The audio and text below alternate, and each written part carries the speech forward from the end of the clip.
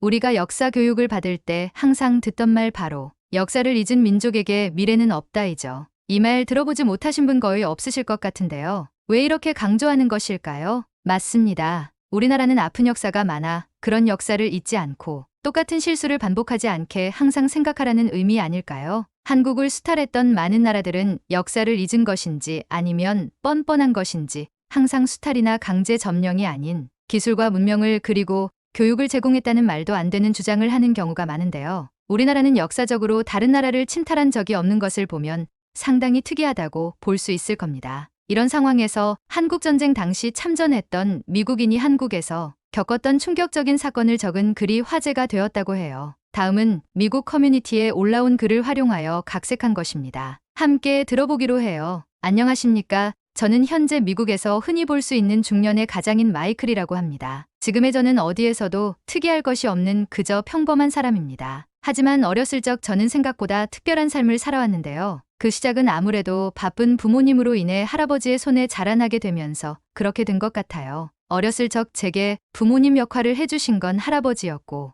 남자로서의 자세와 아버지로서의 자세를 할아버지에게 다 교육받았습니다. 당연하게도 할아버지는 저의 영웅이었고 실제로 할아버지는 전 세계의 영웅이기도 하셨죠. 그 이유는 바로 할아버지가 한국전쟁의 참전 용사였기 때문입니다. 그런 경험은 할아버지가 쉴 새 없이 나오는 영웅담을 듣다 보니 저절로 알게 되었고 제가 심심해하거나 잠이 안 오면 저를 위해 계속 이야기를 해주셨죠. 그러면서 하시는 말씀은 항상 비슷했습니다. 참전을 후회하지 않고 한국의 자유를 수호하는데 내 땀 한 방울이 들어가 있다는 걸 너무나 자랑스럽게 생각한다. 그 경험은 나에게 너무나 강력한 마음가짐을 만들어 주었고 한국 사람들의 용기와 전쟁을 대하는 자세는 미군을 훨씬 뛰어넘고 있다는 것을 느꼈다. 그들과 등을 맞대고 전투를 할 때는 너무나 믿음직스러웠다고 하셨죠. 하지만 너무나 아쉬운 것이 하나 있었는데 바로 바쁜 삶으로 인해 한 번도 같이 전쟁을 했던 전우들을 찾아가지 못했다는 겁니다. 그런 아쉬움이 할아버지의 마음속에 깊게 남아 있었나 봅니다. 제 입장에서는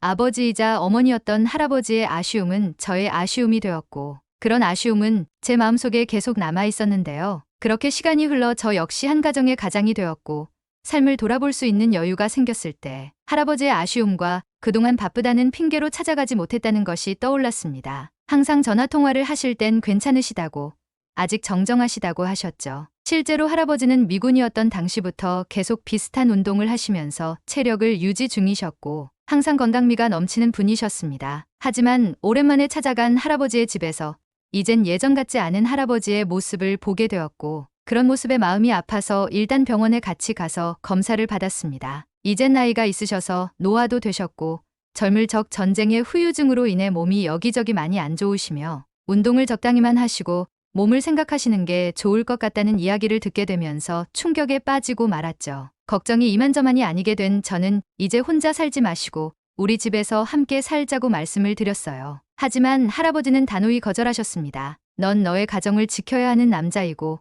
난 이제 나의 죽음을 받아들여야 하는 남자이다. 손자인 네가 날 걱정하는 건 너무나 당연하지만 시간은 잔인한 것이고 그건 누구에게나 마찬가지다. 그러니 나를 걱정하는데 시간을 보내지 말고 너의 가정에서 충실히 살아가는 것이 나를 더 위하는 길이란다 라고 이야기를 해주셨습니다. 무슨 말씀이신지 잘 알았지만 저에겐 할아버지가 저의 가정에 포함된 가족이었기 때문에 납득이 되질 않았습니다. 할아버지에게 무언가를 해드리고 싶었습니다. 생각을 계속하였지만 찾지 못하고 오랫동안 시간이 흘러가 버렸어요. 그렇게 시간이 지나고 저는 일상을 열심히 살던 어느 날이었습니다. 동아시아 전체를 돌아야 하는 출장이 잡힌 거였어요. 오래 집을 비우는 것에 많은 부담이 있었지만 제가 담당자로서 꼭 참석해야 하는 출장이었습니다. 그렇게 출장을 가게 되었고 시차와 걱정으로 인해 잠을 끊어서 자게 되었고 출장 내내 피곤한 상태가 되었습니다. 하지만 일은 완벽하게 진행되고 있었고 그렇게 중국과 일본의 급한 일을 마치고 한국의 마지막 기업을 만나러 가는 길이었습니다. 하지만 체력의 한디가 찾아와서일까요? 아니면 정신적인 문제였을까요? 길을 걷다가 바닥이 공사 중인 것도 못 보고 걸려 넘어져 버렸습니다. 몸에 힘이 없어서 그랬는지 모르겠지만 거의 날아가듯이 땅으로 쿵 떨어졌고 반사적으로 팔과 다리를 써서 안 다치려고 노력을 했지만 너무 급작스러운 일이었는지라 결국 팔꿈치와 다리 쪽에 상처를 입었고 그 자리에서 일어날 수 없는 상황이 되었습니다. 공사 중이던 사람이 뛰어와서 괜찮냐고 물어보며 구급차를 부르고 저를 안정시켜 주려 하더라고요. 많이 아프긴 했지만 당장 버틸 수 있을 것 같아서 구급차는 안 불러도 된다고 했지만 절대 안 된다며 끝까지 구급차가 올 때까지 기다리라고 한 거죠. 솔직한 마음으로 당장 치료비가 걱정이었던 것도 있습니다. 갑자기 이상하게 아픈 것이 심상치 않은 부상이었고 이 정도면 한 달 월급 정도의 비용이 나올 것이라 생각했죠. 미국은 한번 병원 가면 비용이 상당히 높기 때문에 미국 사람들이 이런 생각을 하는 건 자연스러운 거예요. 아무리 공사 현장이라고 하고 서로 부담을 한다 해도 절대 적지 않은 금액이었기 때문에 피하려고 했습니다. 결국 저는 구급차로 병원 응급실로 올 수밖에 없게 되었어요. 치료를 받은 것이니 어쩔 수 없이 결제를 하고 내 실수를 원망하며 미국으로 돌아왔습니다. 다행히 타박상으로 상처는 일주일 정도 지나니 괜찮았어요. 그런데 이후 청구된 카드 결제 내역인 병원에서 결제한 금액이 예상 밖인 거예요. 뭐가 잘못되었구나 생각이 들었지만 다시 청구가 오면 지불하면 되겠지 생각했는데 그 이유를 나중에서야 알게 되었습니다. 한국이 앞서 있는 복지와 의료기술로 인해 청구 금액이 상당히 적었던 것이었어요. 한국의 의료복지에 정말 놀랍습니다. 그리고 솔직한 마음으론 돈을 아꼈다고 생각했고 그 순간 할아버지에게 드릴 수 있는 최고의 선물이 떠올랐습니다. 할아버지와 함께 한국에 가서 함께 참전 중 전사한 전우들에게 위로를 전하러 가자고 말씀드려야겠다고 생각하니 제가 더 설레이기 시작하였습니다. 할아버지는 계속 거절하셨지만 저의 간절한 부탁으로 결국 가게 되셨고 걱정과 설렘이 할아버지의 얼굴 표정에서도 보였습니다. 본인과 전우들이 지켜낸 그 나라가 어떻게 되었을까라는 설렘과 그렇게 잔인했던 전쟁으로 인해 황무지가 된 나라가 잘 버텨냈을까 하는 걱정이 되셨다고 해요. 그런 마음으로 출발하여 우리는 드디어 도착을 하게 되었습니다. 할아버지는 공항에 도착을 한 후 경유하는 것인지 물어보셨죠. 일본인지 아셨던 건데요.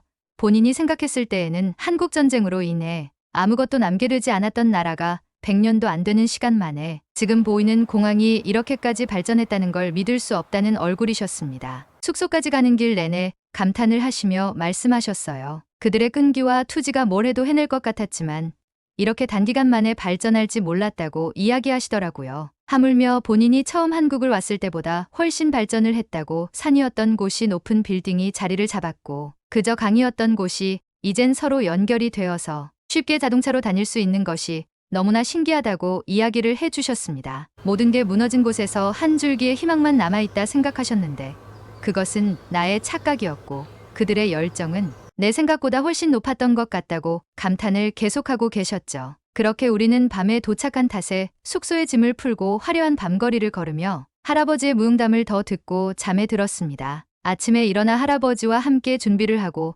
서울에 위치한 현충원으로 향했죠. 그 와중에 할아버지는 참전용사에게 지급된 모자를 챙겨왔습니다. 미국에서는 단 한 번도 착용을 하지 않으셨지만 목숨을 건 전쟁터를 함께 헤쳐나온 전우들을 만나러 가는데 마지막 예의를 지켜야겠다고 하시며 모자를 갖고 오신 거죠. 할아버지가 모자 쓰시는 걸 보니 전우와 함께했던 그 당시로 돌아가는 듯 보였습니다. 하지만 우린 그 모자의 위력을 잘 몰랐습니다. 현충원까지 가는 길에 카페에서 차도 마시고 택시를 타고 이동을 했는데 모두가 교육을 받은 것인지 저희에게 이야기할 때 꼭 마지막 인사로 땡큐라는 말을 들을 수 있었죠. 할아버지는 본인의 젊은 날이었고 한국전쟁을 기억한 모두가 이젠 사망했을 거라 생각을 했는데 할아버지가 생각한 것보다 많은 사람들이 한국전쟁을 기억하고 있었던 겁니다. 결국 할아버지는 현충원 앞에서 수시간을 오열을 하셨고 우리의 희생이 결코 헛되지 않았다고 한국의 지금 모습을 동료들에게 전해주었습니다. 그날 밤 할아버지에게 들었는데